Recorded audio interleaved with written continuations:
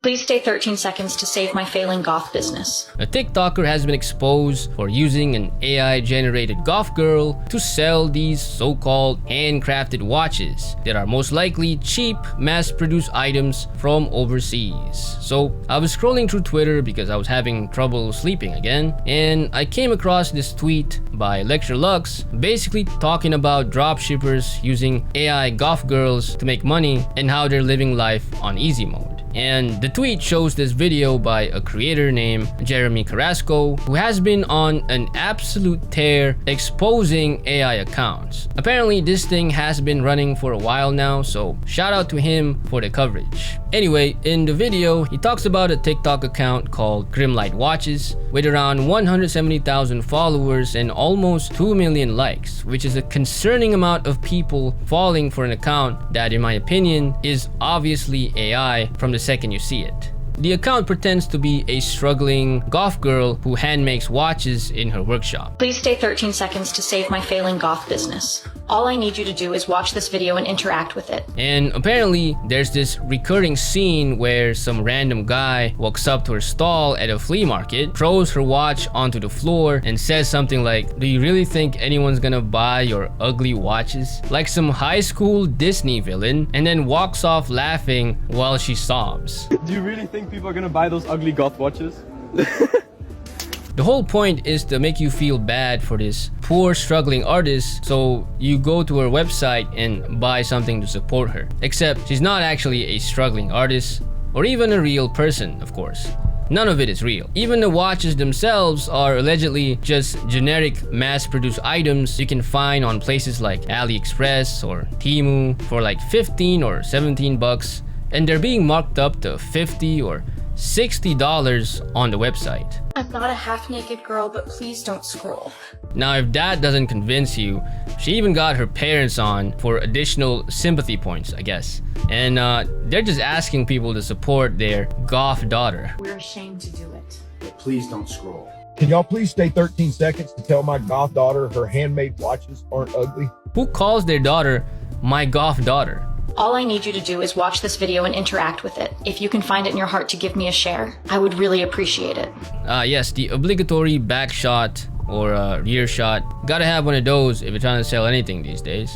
And it gets worse apparently. This is not the only account doing this. There's a bunch of these on TikTok essentially following the same blueprint. There's one called Ameris Mugs 9 with a black AI lady selling Zodiac mugs. And there's also one called Opal's Vases with an AI elderly woman making cowboy boot vases.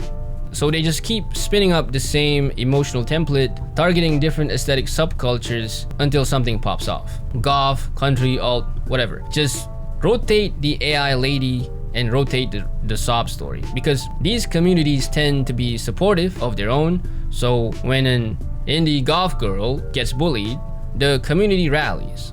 Or, you know, people who are very into goth girls rally as well. And the people behind this know exactly what they're doing. So how did Jeremy figure all this out? One of the ways is that he went into the website source code, which you can do by right-clicking and hitting view page source, and he found something pretty damning. By inspecting the source code, I can see it uses a custom Shopify theme, which includes a reference to Jordan Welch. For context, Jordan Welch is a YouTuber with over 1.5 million subscribers who basically teaches people how to do dropshipping. While following that tutorial, they made a Shopify site that didn't survive, but its theme did. Basically, according to Jeremy's investigation, whoever set up this store followed one of Jordan's tutorials and used his theme template, and they never bothered to clean the references out of the code. And that's honestly hilarious. That's like leaving the receipt of your gun at the bank that you just robbed. What an absolute amateur. And since then, they've used this theme on 4 other websites. This includes metalheads.store, and it looks really similar to Grimlight Watches, but they sell blankets and necklaces instead. Now, if you guys want to spot this kind of thing yourself, there's a couple of things you can do. First one is reverse image search.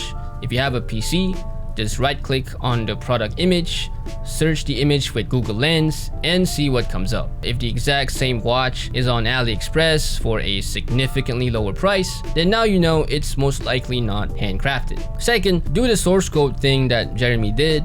Right click on the page, hit view source, and search for keywords like Shopify or even names of drop shipping gurus. Third, just take a sentence, a unique sentence from their about page and Google it in quotes. They usually reuse the same phrases across multiple stores. So if you find that exact sentence on other shady websites, you have your answer there. And fourth, just look at the actual videos.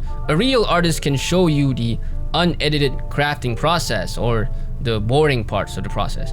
These AI accounts usually never show actual production, or they only show you short clips like these, which can be generated with AI. It's always the same reused clips and, a lot of sob stories. Anyway, here are some YouTube comments under Jeremy's video that I think are interesting. Another telltale sign that those videos are AI is the fact that nobody in their right mind would put a full face of makeup on before working in a metal shop. Yeah, I too love using a blowtorch while keeping the welding mask over my head. I have no doubt that welder goths exist, but I 100% doubt that they wear the makeup while welding. Like, yeah, anyone who has ever spent 5 seconds near a blowtorch know that that makeup is gonna melt right off her face. Some people are actually defending this on Twitter, like this one right here that said, if the person is providing the product and it's the same as advertised, I don't see the issue with this. Using AI for ads and marketing is the future and inevitable. But that's the problem. The product is not as advertised. If I told you I'm selling a wool sweater and then ship you a mass-produced sweater made out of polyester, you would be losing your mind. That's just straight up lying, isn't it?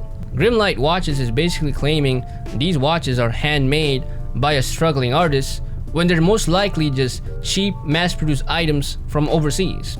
And TikTok actually has an AI-generated content label that creators are supposed to use, and from what I can see, this account doesn't use it. Basically, they are actively trying to make people think this is a handmade product made by a real artist, when none of that is likely true. That's the problem. Anyway, I'm not a legal expert, so if anybody watching this has a legal background and wants to weigh in on whether this kind of thing actually violates any particular law, please drop it in the comments because I genuinely like to know. Also, just to clarify, I'm not against AI that are actually beneficial to humanity, like improving cancer detection, that sort of thing. I think that's what AI should be used for. But generative AI, on the other hand, like the one used by Grimlight Watches here, I don't think it's good for anything other than smoke and mirrors, or making silly meme videos. That's just my opinion, at least. Now, some people are like, if you fall for this, that's just natural selection. And that's a fair take, but I think this is still something that needs to be called out and exposed. Something that needs to be nipped in the bud, so to speak. Because this is one of those things where if you let it be, it'll snowball into something worse. Just like how some degenerate things online are normalized these days, like the normalization of adult content, which we saw happen on Twitch not too long ago with that one streamer. Just disgusting stuff, really. But I digress. Anyway, let's see what people are saying online about the situation. So this guy, Crofx, replied to the tweet. I thought this was pure BS because it's so obviously AI and assume Gen Z and millennials could tell, but I checked and the posts are actually doing numbers. Website has 40k visits last month and rising. 40,000 visits a month. That's just wild. And here are some more YouTube comments under Jeremy's video, also to whom it may concern, claiming that your items are handmade while they are in fact not, is actual fraud. First, they use old people for those sob stories, and now alternative people.